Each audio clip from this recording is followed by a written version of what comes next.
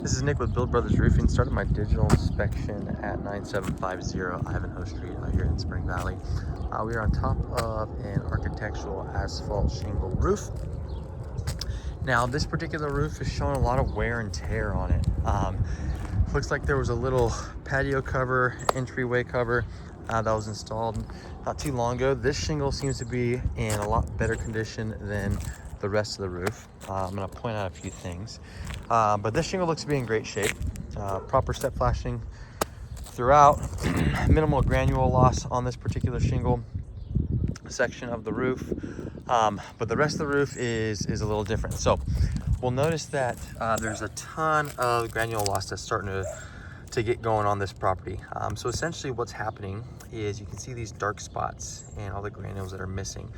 So over time on an asphalt shingle roof, the oils will start to evaporate. And as those oils evaporate, the granules then start to deplete. So every time it rains, those granules wash off the product. And when they wash off, you can kind of notice, hopefully the sun will pick it up, but it starts to get real shiny. And all that shininess is the fiberglass that has become exposed. And now all the granules start to accumulate in areas kind of like this, right by this satellite dish that was drilled into the roof. I'm gonna recommend when this roof is redone to not have the satellite dishes penetrating the roof itself. But the granule loss is the first sign that the product has gone past its life expectancy. And you can see how this roof plane is even worse. The majority of the granules are completely missing at this point. You can see how loose this product is. You can also see the amount of moisture that's been getting underneath these shingles. This is a pretty flat roof. I'm guessing this is more than likely between a 2 and a 312 roof.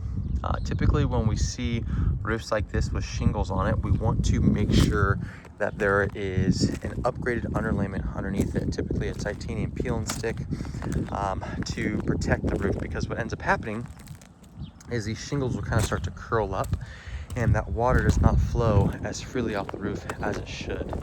Again, just down on this section, you'll notice just how much granule loss has started. You can see how dark everything is. You can also see how much water and moisture just accumulates on this roof plane. So it's going to be a really good idea for this homeowner to be proactive when it comes to any maintenance, roof work, or roof replacement altogether. We got a patio cover over here with shingles on it also. That is not the correct material. Again, shingles are made for water to flow freely off of it. It is not a flat roof material. If they are going to have a shingle product on a flat roof, then we need to make sure that there is a titanium peel and stick underlayment underneath it. Also, no roof to wall flashing on this patio cover. This looks to be a pretty new material that's on this patio, but again, it doesn't matter how new the material is. You'll notice how we have seams throughout, right? And see how loose these seams are. So these seams are already really loose. The whole roof is kind of starting to wiggle a little bit, right? And if that water is just sitting on that product, then it's going to end up getting underneath it and it's going to end up leaking. So I am going to recommend that this gets replaced with probably a TPO roofing material. That'd be a good product for this particular patio cover. Again, we want to make sure that these satellites are not reinstalled directly into the shingle itself. We've got some dormer vents that are on this roof. These are always very susceptible to leaks, especially on a low profile roof like this. And then you can see the condition of all the penetrations. So you'll notice that all the sealant around the penetrations is either missing completely, like this one, or is completely worn through. So as it rains during the night, whenever we get a lot of dew, that moisture comes down those pipes and will end up penetrating. Now we had a flat roof over here, which is a torch down material. This is actually in pretty good shape. Whoever installed this did a really good job. We have proper bleed out throughout the seams. The material itself is still adhering to the majority of the drip edge. And there's not a ton of ponding water. We got a big tree that's hanging over this section. You can see sometimes that debris will accumulate. A lot of times when that debris just sits on a roof, the leaves will start to decay, and the acidity of those leaves decaying will end up degrading the material itself. So again, just something for the homeowner to keep an eye on. But this seems to be still in pretty good shape. But based off my inspection, you know, this roof probably has another couple years left in it. I will give it maybe another 2 to 4 years left, just based off of the amount of granule loss that I'm seeing.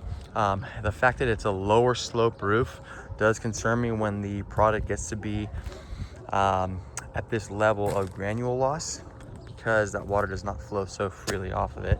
And then we have that back patio roof that I am going to recommend replacing as well. If we are going to replace this roof, then we're going to go ahead and tear this down to the wood decking. We're going to have to remove and reinstall these solar panels.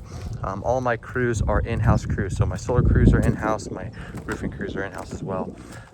We're going to replace this underlayment with a synthetic underlayment. It comes with a 50-year warranty from Owens Corning, or an Owens Corning preferred contractor, and that's also going to come with a lifetime workmanship warranty from us. We'll be replacing these dormer vents with some O'Hagan vents. We'll add another couple more on this side just to increase that exhaust flow. New starter shingle and drip edge will be installed throughout. Drip edge is this piece of metal on the roof right here. Stops water from running off the fascia itself. Protects the wood a lot longer than it normally would if it did not have any drip edge. And then the new roof would go right on top of that. That's it for my inspection.